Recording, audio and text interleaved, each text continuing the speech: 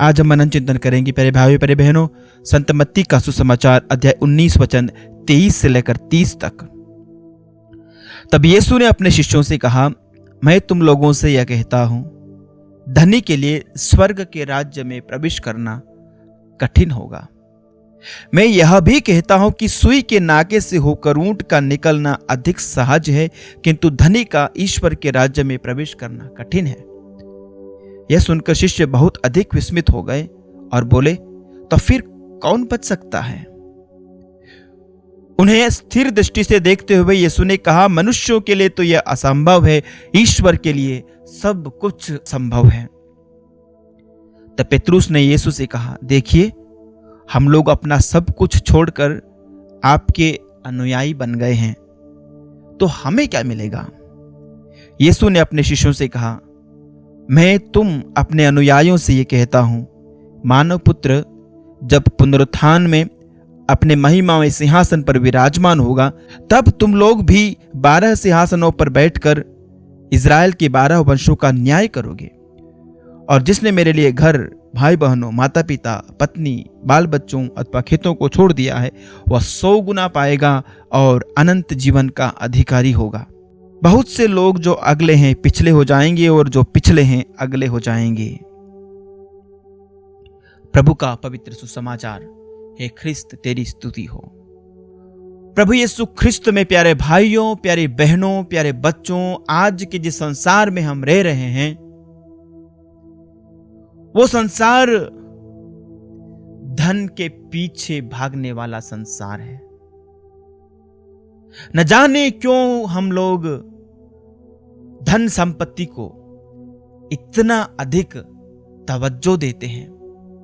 धन संपत्ति हमारी जिंदगी में, हमारे जीवन में कई बार सबसे महत्वपूर्ण हो जाती है। दुनिया दौलत को अपना भगवान बना लेती है। क्या दौलत वास्तव में हमारे जीवन को पार लगा सकती है? क्या दौलत ने वास्तव में इंसान को दुनिया का सबसे सफल मनुष्य बनाया है? क्या दौलत ने वास्तव में किसी की जिंदगी को बचा लिया है? जरूर आप कभी बीमार हो गए, आपके पैसों ने कभी आपको स्वास्थ्य दिया होगा, लेकिन आपकी जिंदगी नहीं बचा सकती दौलत। आप एक दिन मरोगे, मैं एक दिन मरूंगा। दुनिया के अरबपति, खरबपति भी एक दिन मरेंगे। दुनिया भर की दौलत इकट्ठी करी हुई, उनके वो बखारों में जमा किया हुआ वो बड़ा भंडार भी उनकी जिंदगी को नहीं बचा सकेगा। एक दिन सब मरेंगे। और जिस दिन एक अमीर मरेगा, वो भी मिट्टी में जाएगा। और जिस दिन एक कंगाल गरीब मरता है, वो भी वैसी ही मिट्टी में ही जाता है। और कब्र में जाने के बाद दोनों की गति वही होती है। और यदि किसी को चिता में जलाया जाता है, तो वो भी खाक होगा और एक गरीब भी खाक होगा। दोनों खाक में मिलेंगे। तो इसका मतलब ये हुआ प्यारे भाइयों, प्यारी बहनों, दौलत, पैसा, धन वास्तव में इस जिंदगी में, इस दुनिया में अंतिम चीज नहीं है। इसलिए प्रभु कहते हैं कि धनी का स्वर्ग के राज्य में प्रवेश करना उतना ही कठिन है जितना कि सुई के नाके से होकर ऊंट का गुजरना। सुई के नाके से होकर ऊंट गुजर जाएगा, लेकिन एक धनी नहीं जा पाएगा। शिष्यों ने जब ये बात सुनी तो उनको लगा कि अरे ये तो फिर बड़ी कठिन बात है। वो कहते हैं कि प्रभु फिर कौन बच पाएगा? प्रभु कहते हैं, मनुष्यों के लिए ये असंभव है, ईश्वर के लिए संभव है। इसका मतलब, इसका आशय क्या हुआ? इसका आशय यह हुआ कि मनुष्य का स्वभाव तो हमेशा धन दौलत पैसों के लिए रहता है। और यदि एक मनुष्य बिना ईश्वर की प्रेरणा के इस चीज को करना चाहता है, असंभव है।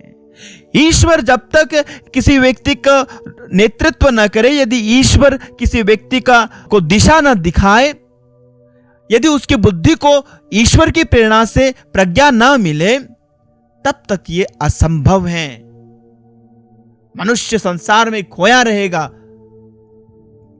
और जानते हो इसका अंत क्या होता है? जानते हो संत पौलुस क्या कहते हैं इसके बारे में? आइए हम मनन चिंतन करें।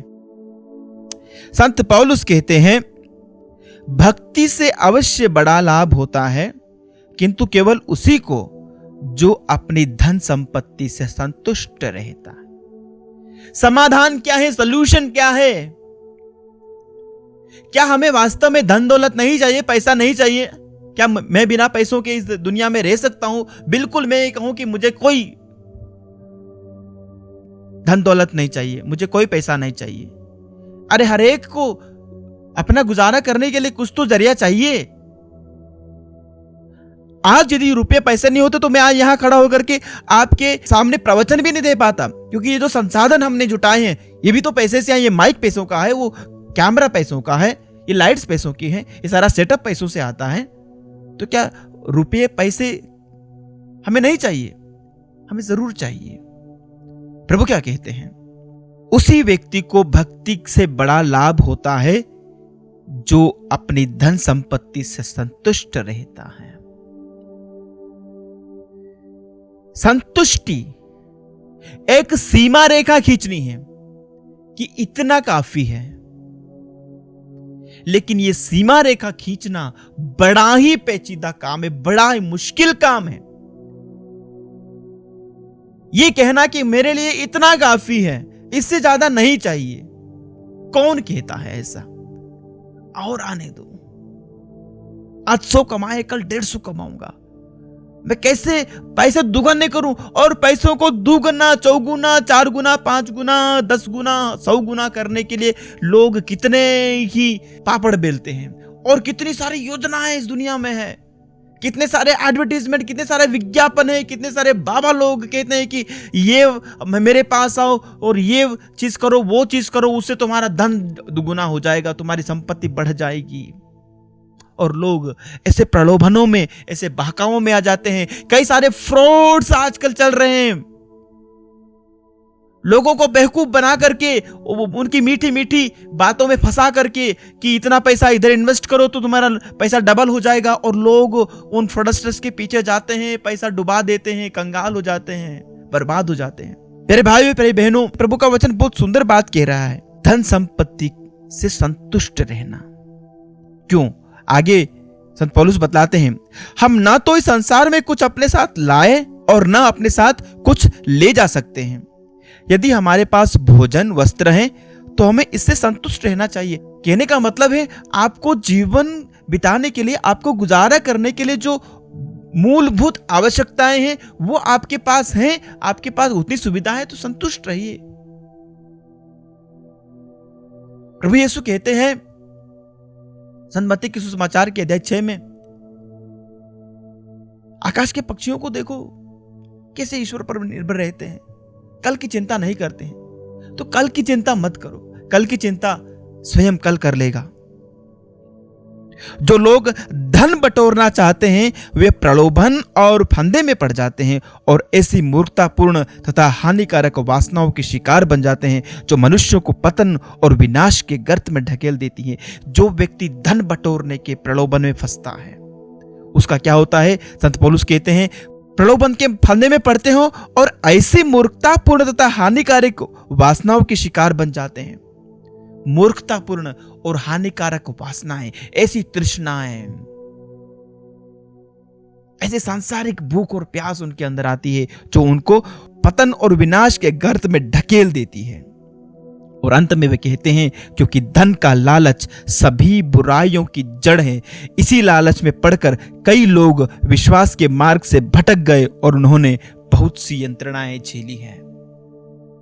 प्यारे भाइयों, प्यारी बहनों, धन का लोभ सब प्रकार की बुराइयों की जड़ है।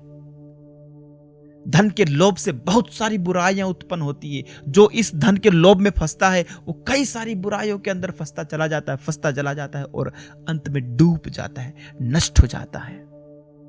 प्रभु बचाए हम सबको, विश्वासियों को प्रभु इस धन के लोभ से बचाए। आपको बचना है, मुझे भी बचना है धन के लोभ से, धन सब कुछ नहीं है, ईश्वर सब कुछ है। ईश्वर पर भरोसा रखने वाले बनिए। आमीन।